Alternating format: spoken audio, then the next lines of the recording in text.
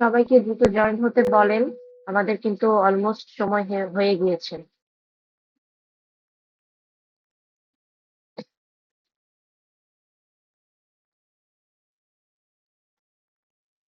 আসসালামু আলাইকুম ম্যাম। ওয়ালাইকুম আসসালাম।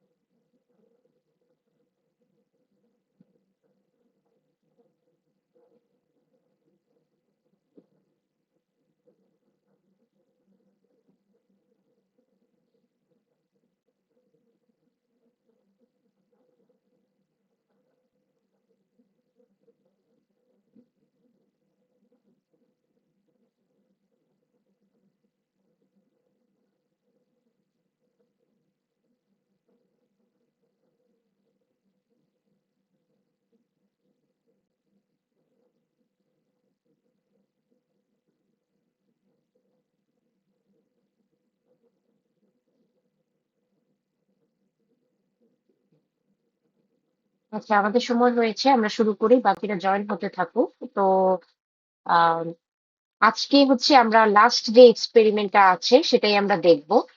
লাস্ট এক্সপেরিমেন্ট বলতে আমরা 10 এবং 12 নম্বর এক্সপেরিমেন্ট গতদিন দেখেছিলাম গত ক্লাসে।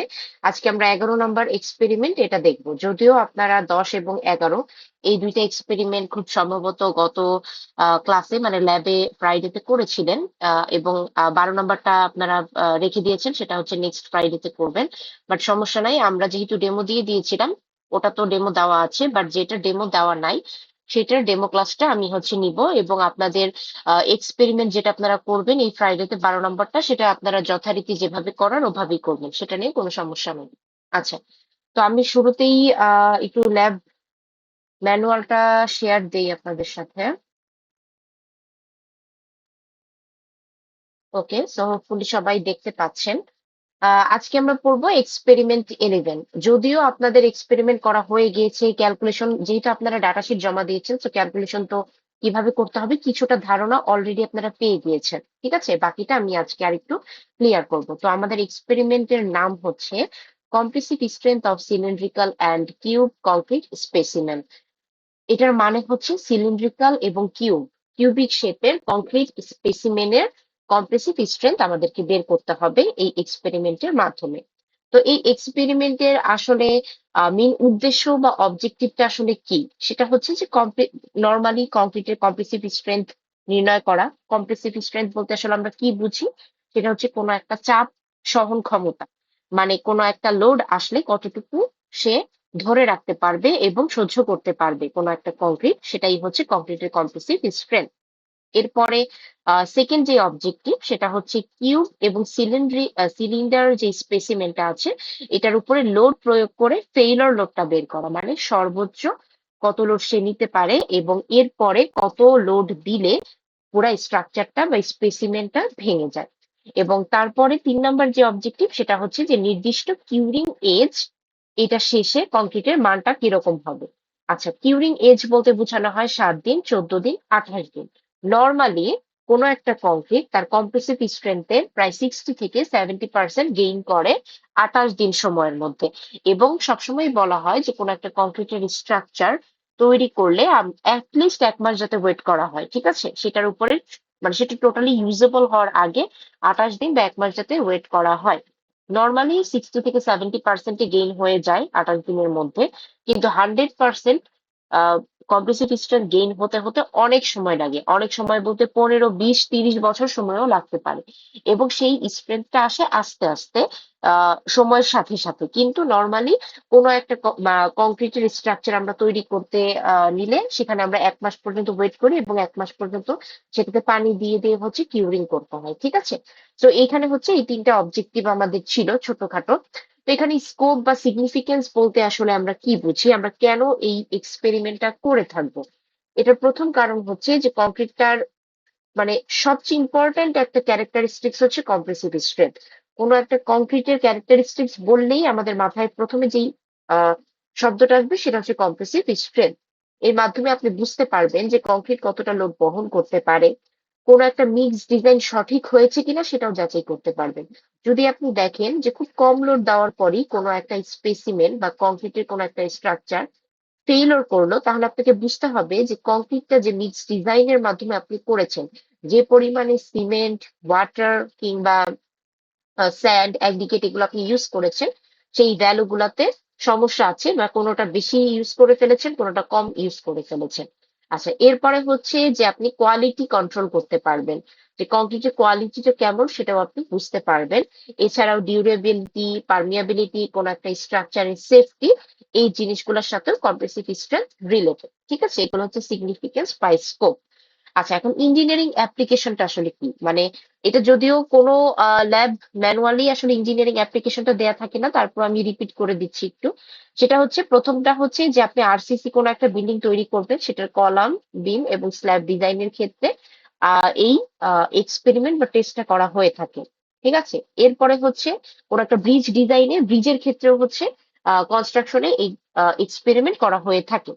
রোডের পেভমেন্ট তৈরিতে, পেভমেন্ট বলতে আমি গতদিন বুঝিয়েছি যে দুই সাইডে যে থাকে ফুটপাথ টাইপের, হ্যাঁ, বা পেভমেন্ট বা মাঝামাঝি যে অংশটা থাকে যেটা দিয়ে গাড়ি চলাচল করে, এই জিনিসগুলোর যখন কনস্ট্রাকশন হয় তখনও কংক্রিট ইউজ করা হয় এবং এর আগে টেস্ট করা হয়ে থাকে। তারপরে রিটেইনিং ওয়ালের ক্ষেত্রেও ইউজ হয়ে থাকে। তারপরে কোনো একটা পাইপ কনস্ট্রাকশনে বা ম্যানুফ্যাকচারিং এ এবং কোনো একটা কনস্ট্রাকশন সাইটে ইন জেনারেল ভাবেও এই টেস্টটা আমরা করে থাকি, ঠিক আছে। ওকে, সো এখানে আছে অ্যাপারাটাস। তো অ্যাপারাটাস এর অনেক ডিটেলস আছে, আমি ডিটেলসে যাব না, আমি শুধুমাত্র অ্যাপারাটাস গুলো বলে যেতে চাই। প্রথমটা হচ্ছে গিয়ে কম্প্রেশন টেস্টিং মেশিন, সিটিএম, এটা একটা থাকে। তারপরে কংক্রিটের কিউবিক মোল্ড থাকে, যেহেতু এখানে দুই টাইপের শেপ ইউজ করা হচ্ছে, একটা কিউব এবং আরেকটা সিলিন্ড্রিক্যাল। তো একটা কিউবিক মোল্ড ইউজ করা হয়ে থাকে এবং প্রত্যেকটা ল্যাবে এই কিউবের যেই ডাইমেনশন এগুলো চেঞ্জেস এসে থাকে, মানে দৈর্ঘ্য প্রস্থ উচ্চতা। আমার যতটুকু মনে পড়ে আমাদের ল্যাবে 150 মিলিমিটার করে হয়ে থাকে। তারপর আমি আসলে সঠিক বলতে পারতেছি না, বাট এক একটা ল্যাবে কিউবের যেই ডাইমেনশন, লেন্থ, উইডথ বা হাইট এগুলো হচ্ছে চেঞ্জেস থাকে। তারপরে কংক্রিটের একটা সিলিন্ডার মোল্ড, এটাও ইউজ করতে হবে মোল্ড, কারণ একটা আমরা কিউবিক মোল্ড নিব আর একটা হচ্ছে সিলিন্ডার মোল্ড নিব, এবং সিলিন্ডার মোল্ডের ক্ষেত্রেও এটা ডায়ামিটার এবং হাইটটা হচ্ছে যার যার ল্যাবের উপর ডিপেন্ড করে থাকে। এরপর হচ্ছে ট্যাম্পিং রড নিব। ট্যাম্পিং রড যেটা দিয়ে হচ্ছে আপনাকে কংক্রিটটা ধাপে ধাপে সেট করতে হবে, লেয়ারে লেয়ারে। ট্রাওয়েল, ট্রাওয়েল মানে হচ্ছে অনেকটা কঞ্চি বা বেলচা টাইপের জিনিস। তারপরে ওয়েটিং মেশিন, ওয়েইং মেশিন বলতে বোঝানো হয় যেটা দিয়ে আপনি মানে কি বলা হয় এটাকে, ব্যালেন্স বলা হয়, মানে ওয়েটটা আপনি মেজার করে থাকবেন। ওয়াটার ট্যাঙ্ক লাগবে এবং স্কেল লাগবে। ওকে, সো এখানে যদি প্রসিডিউরে আমি চলে যাই, প্রসিডিউর অলরেডি আপনারা গতদিন দেখে ফেলছেন এক্সপেরিমেন্টে, তারপরও আমি একটু প্রসিডিউরটা মানে সংক্ষেপে একটু আলোচনা করি। প্রথমটা হচ্ছে যে আমাদেরকে একটা কংক্রিট মিক্সচার তৈরি করতে হবে। আমরা জানি কোন একটা কংক্রিট মিক্সচারের ক্ষেত্রে cement, fine aggregate, course aggregate, water এগুলো ইউজ করা হয়ে থাকে। তো আপনাদেরকে অবশ্যই কংক্রিট মিক্স ডিজাইনে কংক্রিট আপনাকে ইউজ করতে হবে। সো কংক্রিটটা তৈরি করে নিবেন। সেকেন্ড হচ্ছে মোল্ড তৈরি করতে হবে। মোল্ডের ক্ষেত্রে নর্মালি 2টা বা 3টা লেয়ারে মোল্ডটাকে হচ্ছে কংক্রিট দ্বারা পরিপূর্ণ করা হয়, এবং প্রত্যেকটা লেয়ার দেওয়ার পরে সেখানে 25 বার ট্যাম্পিং করতে হয়, ট্যাম্পিং রড দিয়ে ট্যাম্পিংটা করা হয় যাতে খুব সুন্দর মতো এটা লেয়ারে লেয়ারে সেট হয়ে যায় এবং এয়ার ভয়েডটা বের হতে পারে কোনো এয়ার যদি থেকে থাকে। তারপরে যদি বলি স্টেপটা, সেটা হচ্ছে সারফেস ফিনিশ, মানে কংক্রিটে যদি অতিরিক্ত পরিমাণ কোনো কংক্রিট থাকে সেটা কেটে সমান করতে হবে, এবং উপরে যে সারফেসটা থাকে সেটাকে খুব স্মুথ করে ফেলতে হবে। আচ্ছা, এরপরে হচ্ছে ইনিশিয়াল সেটিং আমাদেরকে বের করতে হবে, যে স্পেসিমেনকে আপনি 24 ঘন্টা +- 0.5 আওয়ার আপনাকে মোল্ডটা রেখে দিতে হবে। স্পেসিমেন যেটা কিউবিক হোক বা সিলিন্ড্রিক্যাল হোক, 24 ঘন্টা আগে স্পেসিমেন তৈরি করে আপনাকে রেখে দিতে হবে যাতে এটা কিছুটা সেট হওয়া শুরু করে, ইনিশিয়াল সেটিংটা আমরা পাই। এরপরে কিউরিং, কিউরিংটা হচ্ছে মোল্ড খুলে ওই স্পেসিমেনকে, যেটাকে আপনি 24 ঘন্টা ধরে রেখে দিয়েছিলেন, সেটাকে 23°C তাপমাত্রায় পানিতে ডুবিয়ে রাখতে হবে। কিউরিং মানেই হচ্ছে পানি দেওয়া, পানিতে ডুবিয়ে রাখতে হবে, এবং সাধারণত 7 দিন এবং 28 দিনে কিউরিং করা হয়। ঠিক আছে, এটা হচ্ছে জেনারেল, ইন জেনারেল 7 দিন এবং 28 দিনে কিউরিং করা হয়। আচ্ছা, তারপরে যে স্টেপটা সেটা হচ্ছে ফাইনাল স্টেপ, যেখানে হচ্ছে স্পেসিমেনটাকে সিপিএম মেশিনে বসানো হবে। ধীরে ধীরে আমরা লোড দিতে থাকবো এবং আমরা দেখবো যে কত লোডে, ম্যাক্সিমাম কত লোডে স্পেসিমেনটা ভেঙে যায়। ধরেন 2000 লোড পর্যন্ত দিলেন, দেখলেন স্পেসিমেনটা ঠিকঠাক আছে। যেই 2001 লোড দিয়ে দিলেন, বা 2010 বা 2100 লোড দিয়ে দিলেন, তখনই যদি দেখেন যে কোনো একটা স্পেসিমেন, ওই কংক্রিট স্পেসিমেনটা ভেঙে যাচ্ছে বা ফেইলিওর হচ্ছে, তাহলে আপনাকে বুঝতে হবে যে হাইস্ট 2000 পর্যন্ত ও লোড নিতে পারে, এটাই ওর ম্যাক্সিমাম ক্যাপাসিটি, এবং এর বেশি যদি লোড দেওয়া হয় তাহলে ওই স্ট্রাকচার বা কংক্রিট স্পেসিমেনটা হচ্ছে ফেইলিওর হবে বা ফেইল হবে। ঠিক আছে, তো এই ছিল হচ্ছে ইন জেনারেল সংক্ষেপে প্রসিডিওরটা। এরপরে চলে যাব সবচেয়ে ইম্পর্টেন্ট পার্টে, যেটা হচ্ছে ক্যালকুলেশন। ক্যালকুলেশনের ডাটা শিট অলরেডি আপনারা দিয়েছেন, তো অবশ্যই আপনাদের কিছুটা তো ধারণা আছে কিভাবে ক্যালকুলেট করতে হবে। আচ্ছা, তারপরে আমি একটু বলি, এখানে 7 দিন, 14 দিন, 28 দিন, এই টোটাল তিনটা নর্মালি এজ অফ স্পেসিমেন তিনটাই আমরা করে থাকি, যেহেতু প্রায় 60 থেকে 70% স্ট্রেংথ গেইন হয়ে যায় কংক্রিটের 28 দিনের মধ্যে। তো এরকম দেওয়া হয়। তারপরে এখানে হচ্ছে নাম্বার অফ স্পেসিমেন, এখানে স্পেসিমেনের নাম্বার গুলো দেওয়া হয়। এখানে সিলিন্ড্রিক্যাল 1, 2, 3, 4 এভাবে করে নাম্বারিং, এটা তো আলাদাভাবে বোঝানোর কিছু নাই। তারপরে ডায়ামিটার, সিলিন্ডারের ক্ষেত্রে তো ডায়ামিটারটা কি হবে সেটা আপনি লিখবেন। হাইট সেটাও আপনি লিখবেন। এরিয়ার ক্ষেত্রে π/4d² আমরা ইউজ করে থাকি, সেটা হচ্ছে আপনাকে লিখতে হবে। কিন্তু আহ এখানে আপনাকে খেয়াল রাখতে হবে সবগুলা কিন্তু সবগুলোর ক্ষেত্রে আপনি পাবেন না। ঠিক আছে, যেমন আপনি কিউবের ক্ষেত্রে কিন্তু আপনি ডায়ামিটার পাবেন না, কিউবের ক্ষেত্রে কিন্তু আপনি হাইট পাবেন। ঠিক আছে, তো এই জিনিসগুলো আপনাকে একটু খেয়াল রাখতে হবে। এবং আমি যেটা বলেছিলাম যে কোনো একটা ল্যাবে আহ নর্মালি যে স্পেসিমেন গুলো ইউজ করা হয়ে থাকে, ধরেন কিউবিক হোক বা সিলিন্ড্রিক্যাল হোক, এগুলার যে ডাইমেনশন গুলো এগুলো নির্দিষ্ট থাকে, এটা এক একটা ল্যাব ভেদে চেঞ্জ হতে পারে। হয়তো অন্য একটা ইউনিভার্সিটির ল্যাবে অন্য ডাইমেনশনের কোনো একটা কিউব বা সিলিন্ডার ইউজ করা হবে, বাট আমাদের ইউনিভার্সিটিতে যেই ডাইমেনশন গুলো ইউজ করা হয় এই ডাইমেনশন গুলো কিন্তু মানে কনস্ট্যান্ট থাকবে, এবং সেগুলাই কিন্তু আপনি ইউজ করবেন। তো এটা আলাদা করে বোঝানোর কিছু নেই, এটা জাস্ট আপনি ল্যাবে গিয়ে মেজার করে নিতে হবে হাইট কত, ডায়ামিটার কত, এবং তারপরে এরিয়া সূত্র দিয়ে আপনাকে জাস্ট এরিয়াটা বের করতে হবে। ওকে, সো এরপর ক্রাশিং লোড, ক্রাশিং লোড বলতে বোঝানো হয়েছে সর্বোচ্চ কত লোডে এই স্পেসিমেনটা ফেল করে যাচ্ছে। তো সেই লোডগুলো কিলোনিউটনে, সেটাও আপনি লিখে ফেলবেন। এখানে যখন কম্প্রেসিভ স্ট্রেংথ মেজার করতে যাবেন বা ক্যালকুলেশন করতে যাবেন, তখন এখানে দুইটা ইউনিট ইউজ করা হয়েছে, একটা হচ্ছে মেগা প্যাসকেলে আর একটা হচ্ছে পিএসআই তে। ঠিক আছে, ওকে। সো মেগা প্যাসকেল একটা, আরেকটা হচ্ছে পিএসআই তে। তো মেগা প্যাসকেলের ক্ষেত্রে যেটা হয় সেটা হচ্ছে যে আপনাকে মানে মেগা প্যাসকেল বা পিএসআই যেটাতে আপনি ইউজ করেন সূত্র একটাই, সেটা হচ্ছে লোড বাই এরিয়া। ঠিক আছে, লোড বাই এরিয়া। এখানে আপনি লোড তো পেয়েই যাচ্ছেন যে কতটুকু ক্রাশিং লোড, সেটা সিটিএম মেশিন থেকে আপনি পাবেন, এবং এরিয়া আপনি বের করে ফেলবেন। তাহলে এটাকে, এই লোডটাকে আপনি এরিয়া দিয়ে ভাগ দিলেই কিন্তু মেগা প্যাসকেলে আপনি সুন্দরভাবে পেয়ে যাচ্ছেন। ঠিক আছে, সো এখানে চাইলে আপনি মেগা প্যাসকেলেও রাখতে পারেন, চাইলে পিএসআই তে কনভার্ট করতে পারেন, নাও করতে পারেন, ইটস আপ টু ইউ, সমস্যা নাই। শুধুমাত্র আপনাকে যেটা বুঝতে হবে, কম্প্রেসিভ স্ট্রেংথের সূত্রটা কি, সেটা হচ্ছে লোড বাই এরিয়া। আর এরপরে এভারেজ কম্প্রেসিভ স্ট্রেংথ, ধরেন এই তিনটার ক্ষেত্রে এভারেজ কত সেটা আপনি লিখতে পারেন। তারপর এই তিনটার ক্ষেত্রে মানে 14 দিনে কত এভারেজ সেটা আপনি লিখতে পারেন। ঠিক আছে, খুব সিম্পল ক্যালকুলেশন, কিন্তু কোনো জটিল কিছু না। শুধুমাত্র কম্প্রেসিভ স্ট্রেংথের সূত্রটা বা ফর্মুলাটা জানলেই কিন্তু হবে লোড বাই এরিয়া। ঠিক আছে, তো এখানে হচ্ছে ছোটখাটো কিছু অ্যাসাইনমেন্টের কোয়েশ্চেন ছিল, এই তো। আর বাকি যেই এক্সপেরিমেন্ট গুলো ছিল সেগুলো অলরেডি আমরা ডেমো ক্লাসে দেখে ফেলেছি। তো এখন যেহেতু আমাদের এই একটা এক্সপেরিমেন্টই বাকি ছিল, সেটা ডেমো ক্লাস আমি দিলাম, কিন্তু আমাদেরকে এখন জানতে হবে যে আসলে আহ আমরা কুইজের জন্য কিভাবে প্রিপারেশন নিব। এই ফ্রাইডেতে তো আপনাদের কুইজ হবে না, কারণ এই ফ্রাইডেতে আপনারা লাস্ট যে এক্সপেরিমেন্ট আছে সেটা করবেন। নেক্সট ফ্রাইডেতে আপনাদের কুইজ হবে। নেক্সট ফ্রাইডে কত তারিখ পরে আমি সঠিক জানি না, খুব সম্ভবত 5 বা 6 তারিখ পরে, যেটাই হোক। এই ফ্রাইডের পরের ফ্রাইডেতে আপনাদের কুইজ হবে, সেই ফ্রাইডেতে আপনাদেরকে সবগুলো ল্যাব রিপোর্ট আমার কাছে জমা দিতে হবে। তো এটা খুব ভালোভাবে মনোযোগ দিয়ে শুনেন। প্রথম কথা হচ্ছে যে আপনাদের 1 থেকে 12, টোটাল 12টা এক্সপেরিমেন্ট আমরা করেছি। 12টা এক্সপেরিমেন্টেরই আপনাদেরকে আহ রিপোর্ট জমা দিতে হবে। 12টা এক্সপেরিমেন্ট আমি আপনাদেরকে বলেছিলাম যে 1 থেকে 6, যেটা অলরেডি আমরা মিডে আহ আপনারা জমা দিয়ে দিচ্ছেন, সেটাকে নিচে রাখবেন। ঠিক আছে, সেটাকে রাখবেন নিচে, এবং উপরে থাকবে হচ্ছে 12, মানে 6 থেকে 12 পর্যন্ত যেটা, সেটা। ঠিক আছে, তাহলে 6 থেকে 12 পর্যন্ত উপরে সিরিয়াল বাই রাখবেন, এবং তারপরে হচ্ছে 1 থেকে, সরি আমি একটু ভুল বললাম, 7 থেকে 12 পর্যন্ত আপনি উপরে রাখবেন, এবং 1 থেকে 6 পর্যন্ত নিচে থাকবে। যেগুলো সাবমিশন নতুন ফাইনালে, সেগুলোকে উপরে রাখবেন। এবং প্রত্যেকটা এক্সপেরিমেন্টের উপরে কভার পেজ থাকবে, যেভাবে আপনারা মিডে জমা দিয়েছিলেন। এবং সবচেয়ে উপরে থাকবে হচ্ছে ইন্ডেক্স, এবং অবশ্যই অবশ্যই ইন্ডেক্সের উপরে নিজের আইডি লিখবেন। ঠিক আছে, যদি আইডি লেখার জায়গা না থাকে, উপরে টপ রাইট কর্নারে আইডি দিয়ে ইন্ডেক্সের উপরে আইডিটা থাকবে আপনাদের। এবং অবশ্যই ইন্ডেক্সটা সবার প্রথমে থাকবে। তারপরে প্রত্যেকটা এক্সপেরিমেন্ট 7 থেকে 12 পর্যন্ত থাকবে, তারপরে থাকবে 1 থেকে 6 পর্যন্ত।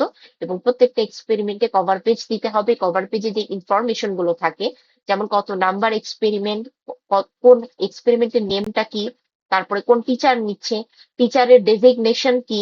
ঠিক আছে, তারপরে আরো যে ইনফরমেশন গুলো থাকে, যেমন কোর্স কোড থাকে, কোর্স টাইটেল থাকে, এগুলো যাতে খুব সুন্দরভাবে লেখা থাকে। এবং রিপোর্টের উপরে কিন্তু আপনাদের 30% মার্কস থাকে। রিপোর্টটাকে খুব সুন্দরভাবে আপনাদেরকে লিখতে হবে। আমি অনেকের রিপোর্টই পেয়েছি মিডে, যারা খুব সুন্দরভাবে সাবমিশন করেছেন, তারা তো অবশ্যই মার্কস বেশি পাবেন।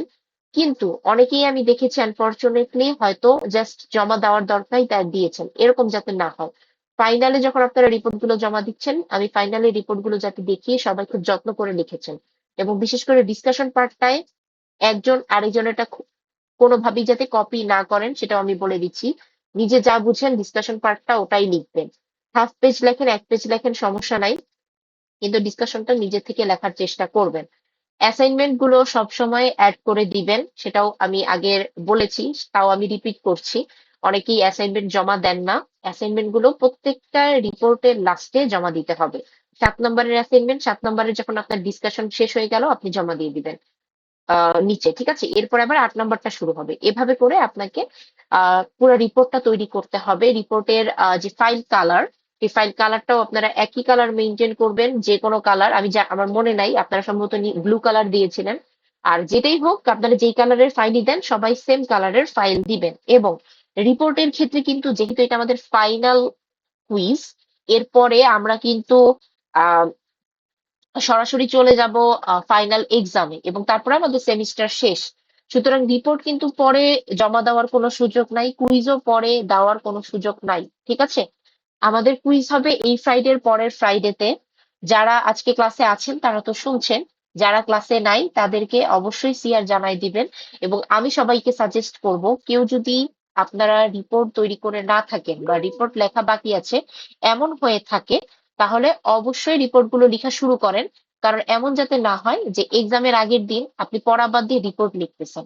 কারণ যেহেতু আমি কোনো রিপোর্ট জমা নেইনি থ্রু আউট দ্য সেমিস্টার, ফাইনালের গুলো, মিডের গুলো তো শেষ, বাট অনেকে এমন হতে পারে যে রিপোর্ট হয়তো সাথে সাথে লিখে রাখছেন, বাট অনেকেই ম্যাক্সিমাম থাকতে পারেন যে রিপোর্ট লিখে নেন।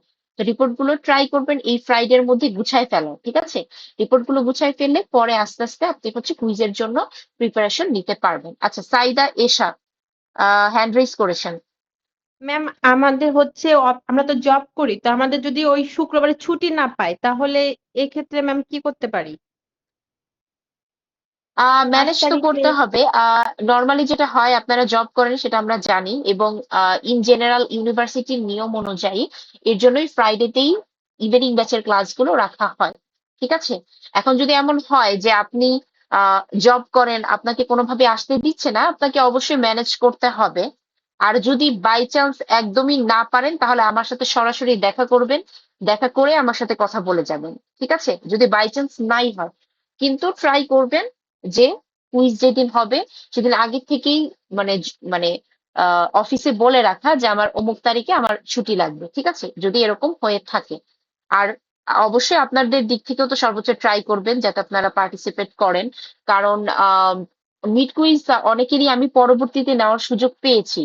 কারণ আসলে আমাদের যেহেতু সেমিস্টার শেষ হয় নাই, কিন্তু আমাদের ফাইনালের ক্ষেত্রে যেটা হয়, সেমিস্টার শেষ হয়ে যায়, তো সেক্ষেত্রে আসলে আমাদের আমরা আসলে চাইলেও সুযোগ থাকে না। আর আমাদের সবসময় ল্যাবের রেজাল্টটা ডিপার্টমেন্টে আগেই জমা দিতে হয়। আপনাদের ফাইনালের যেই এক্সাম গুলো, আপনারা যে থিওরি এক্সাম গুলো দেন, সেগুলো আমরা এক্সামের পরে, সেটা একটা ডেডলাইন থাকে, কিন্তু ল্যাবের রেজাল্ট গুলো আমাদেরকে ডিপার্টমেন্ট একটু আগেই জমা দিতে হয়। কারণ যেহেতু আপনাদের অফিসিয়াল থিওরি এক্সাম শুরু হওয়ার আগেই আহ ল্যাব গুলো সব ক্লোজ হয়ে যায়, সো আমাদের ওটারও একটা ডেডলাইন থাকে। এর মাঝে আপনাদের খাতা দেখা, অ্যাটেন্ডেন্সের মার্কস হিসাব করা, আপনাদের রিপোর্টের মার্কস হিসাব করা, মিড কুইজ, ফাইনাল কুইজ, তারপর আপনাদের ভাইবা, অনেক কিছু থাকে এখানে ব্যাপার।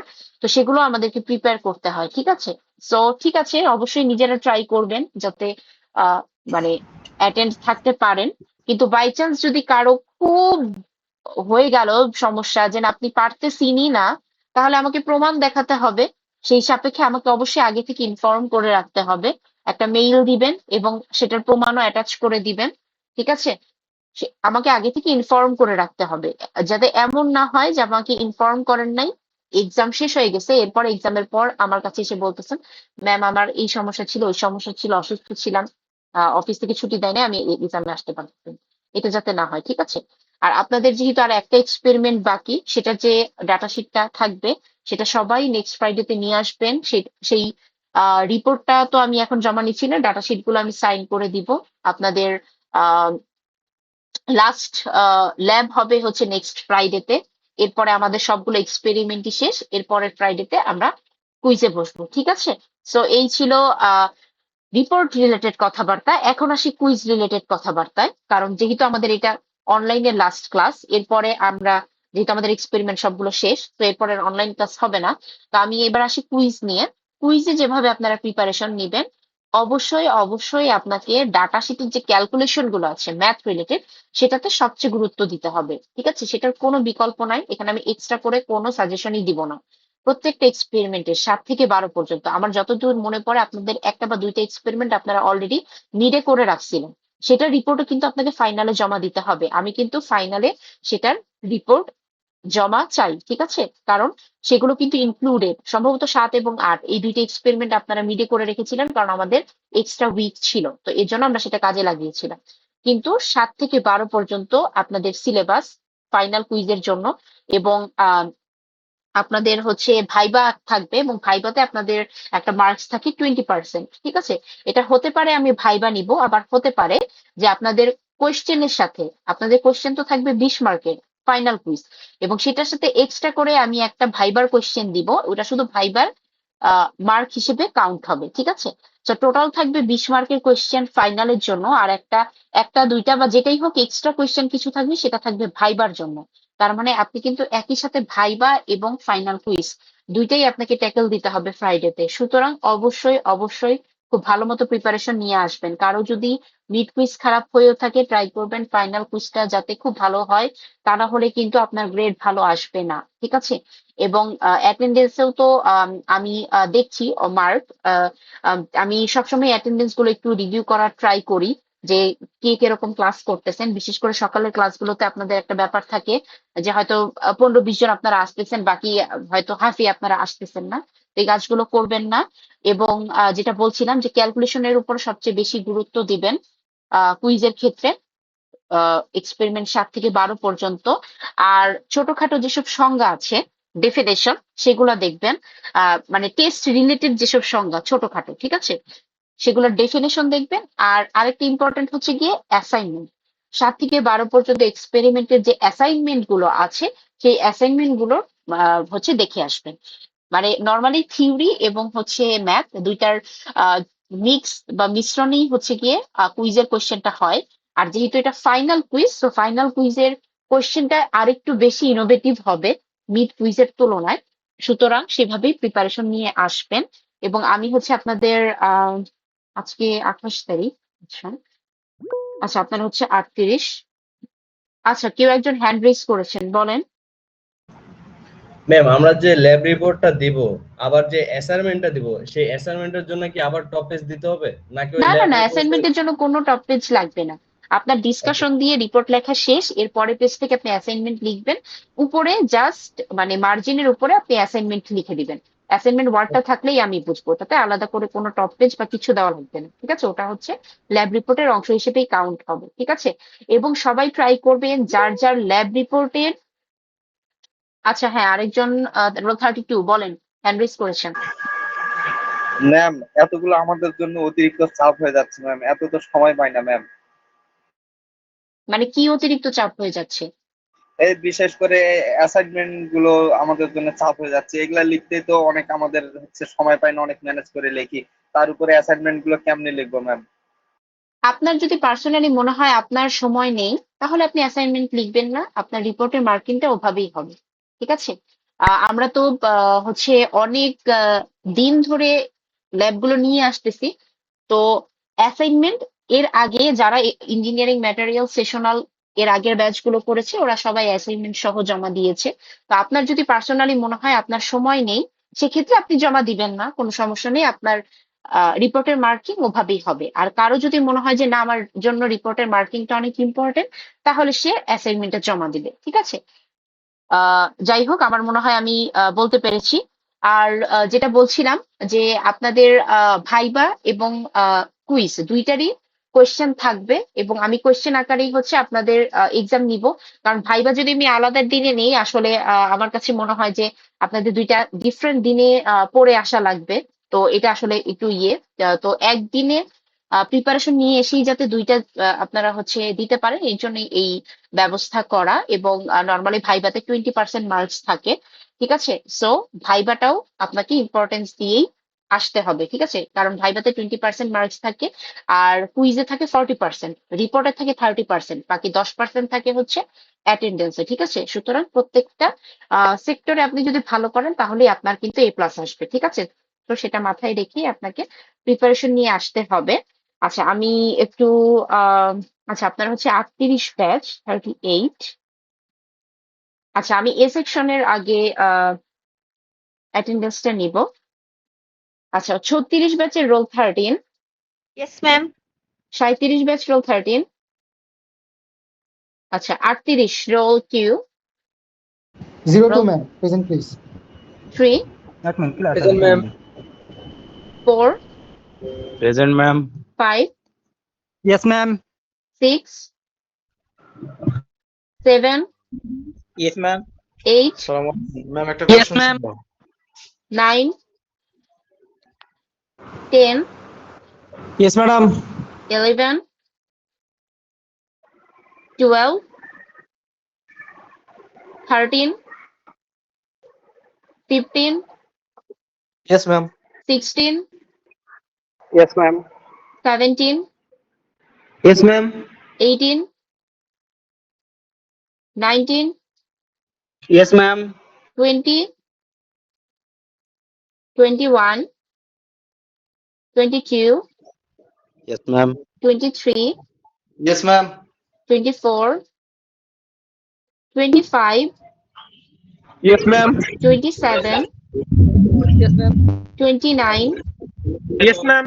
32, Present, ma'am. 35, Yes, ma'am. 36, Present, ma'am. 38, Yes, ma'am. 39, Yes, ma'am. 40, Yes, ma'am. 42, Yes, ma'am. 43, Yes, ma'am. 44, Yes, ma'am. 46, Yes, ma'am. 47, Yes, ma'am. 49. আচ্ছা, কেউ কি বাকি আছেন এই সেকশন? আজকে দেখলাম যে এই সেকশন অনেকেই আপনারা মানে ক্লাসে আছেন, দেখে ভালো লাগলো। কারণ আমার কাছে মনে হয় যে মানে এত পার্টিসিপেন্ট বা এত অ্যাটেন্ডেন্ট আমি আসলে পাই নাই। 24। আচ্ছা, আর কেউ বাকি আছেন? 23. শিওর হওয়ার জন্য জিজ্ঞেস করা যাবে না, ম্যাম যারা একটা কথা দিয়েছেন বলতেছিলাম সবাইকে তাহলে দিয়েছি। মালতি ম্যাম। হ্যাঁ বলেন।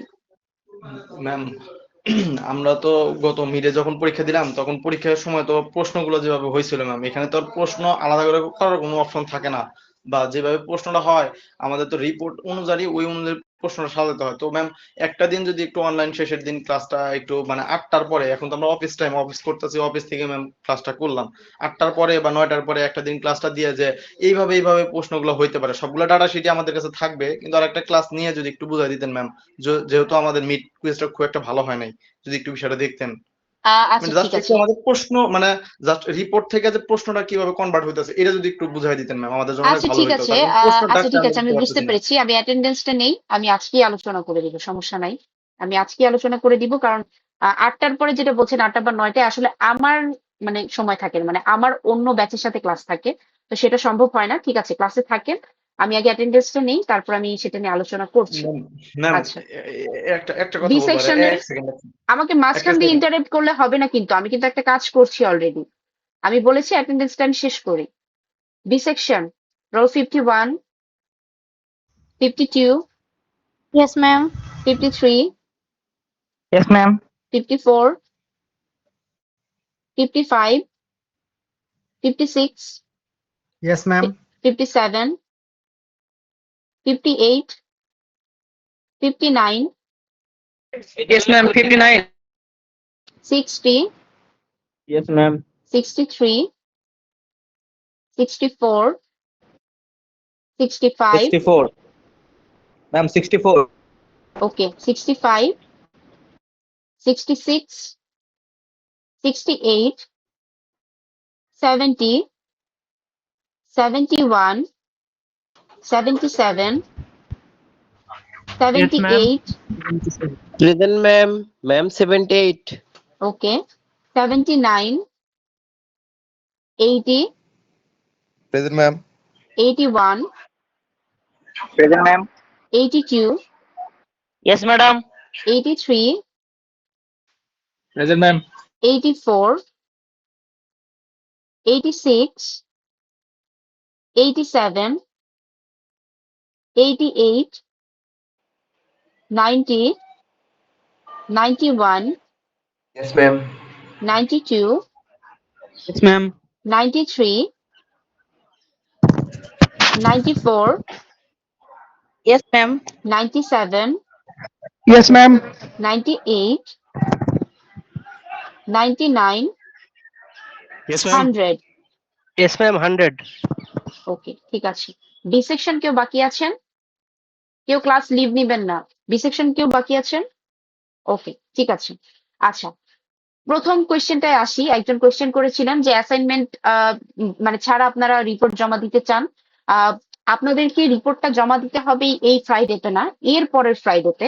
তো অলমোস্ট আপনাদের হাতে এখনো 12-13 দিন আছে। তো আমার কাছে মনে হয় যে আপনি যদি জাস্ট যেদিন জমা দিবেন তার আগের দিন রিপোর্টটা লেখা নিয়ে না বসেন, তাহলে আপনার যদি একদিনে একটা রিপোর্টও আপনি লিখেন, তারপরও আপনার 12-13 দিন এনাফ, কারণ আপনার এক্সপেরিমেন্ট হচ্ছে 6টা। এটা হচ্ছে প্রথম যে কোয়েশ্চেন করলেন তার অ্যান্সার। আচ্ছা, সেকেন্ড যিনি কোয়েশ্চেন করলেন, আমি তাহলে আবার হচ্ছে শেয়ার দিচ্ছি এবং আমি আলোচনা করছি, যেহেতু আপনারা কোয়েশ্চেন প্যাটার্ন সম্পর্কে জানতে চাচ্ছেন। শুরুতেই বলে রাখি যে কোয়েশ্চেন আসলে আমি তো আর বলে দিব না, এটা তো আসলে সম্ভব না। তবে কিরকম বা কিভাবে আসতে পারে আমি সেটা সম্পর্কে আপনাকে ধারণা দিতে পারি। যেহেতু মিড কুইজ অলরেডি আপনারা দিয়েছেন, ও যদি কেউ ডাটা শিট গুলো মানে মানে ক্যালকুলেশন গুলো যদি প্র্যাকটিস করে থাকেন তাহলে ইনশাল্লাহ পারবেন। তারপর আমি একটু বলে দিচ্ছি আবার।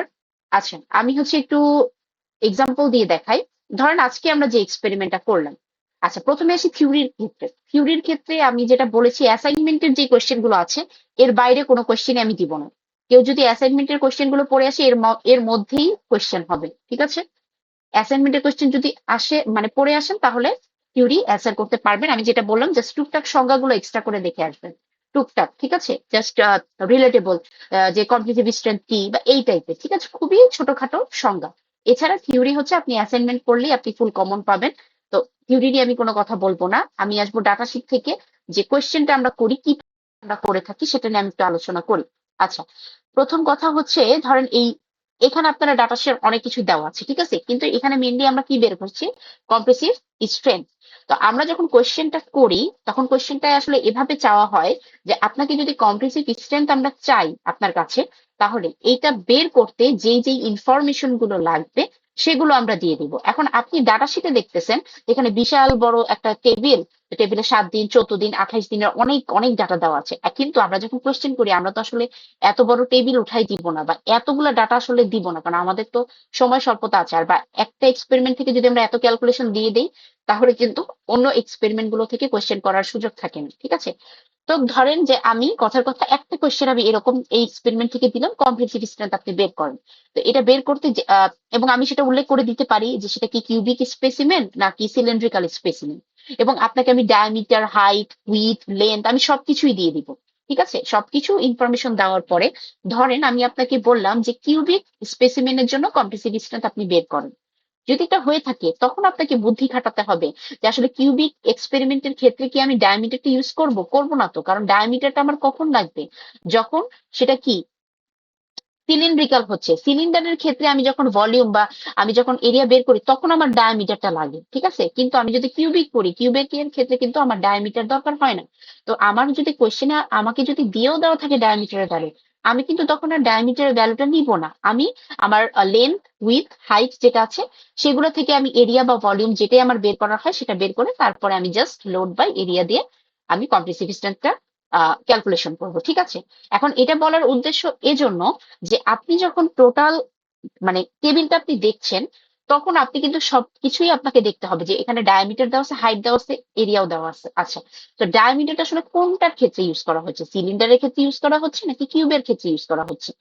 আপনার চ্যালেঞ্জটা হচ্ছে এই জায়গাটাতে যে আমি টেবিলটা হয়তো পুরোপুরি দিয়ে দিব না, কিন্তু টেবিলে কি কি ইনফরমেশন আছে এবং ক্যালকুলেশনটা আসলে করতে কি কি ডাটাগুলো লাগে সেগুলো তো আপনাকে জানতে হবে। এর জন্যই আমরা বলি যে ডাটা শিট এবং ক্যালকুলেশন এইটা আপনার এক্সামের জন্য খুবই ইম্পর্টেন্ট। কারণ ডাটা শিটটা যদি আপনি জানেন যে আচ্ছা হ্যাঁ এই এক্সপেরিমেন্টের জন্য এই ডাটাগুলো আমাদের লাগছিল, আর ফাইনালি হচ্ছে আমরা এটা হচ্ছে গিয়ে এই ফর্মুলাটা দিয়ে আমরা হচ্ছে কম্প্রেসিভ স্ট্রেংথ হচ্ছে বের করেছি, তাহলে আমাদের যেটা বুঝতে হবে যে আমার এই ডাটাগুলো দিয়ে আমি এভাবে বের করেছি। এখানে দুই টাইপের স্পেসিমেন ছিল, সিলিন্ডার এবং কিউব। কোয়েশ্চেনে হতে পারে আপনাকে সিলিন্ডার চাওয়া হতে পারে বা কিউব চাওয়া হতে পারে, আবার এমনও হতে পারে দুইটাই চাওয়া হচ্ছে।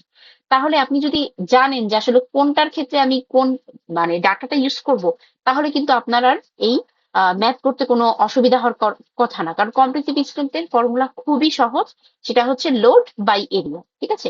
এখন এই এরিয়াটার ক্ষেত্রে আপনি কি ডায়ামিটার ইউজ করবেন নাকি হাইট ইউজ করবেন, এইটা হচ্ছে আপনার চ্যালেঞ্জিং। তো এটা ছিল ধরেন কম্প্রেসিভ স্ট্রেংথের ক্ষেত্রে। তো আমি যদি আবার অন্য আরেকটা এক্সপেরিমেন্টে চলে যাই, ধরেন 10 নাম্বারটাই আমি একটু দেখি 10 নাম্বারে কি ছিল।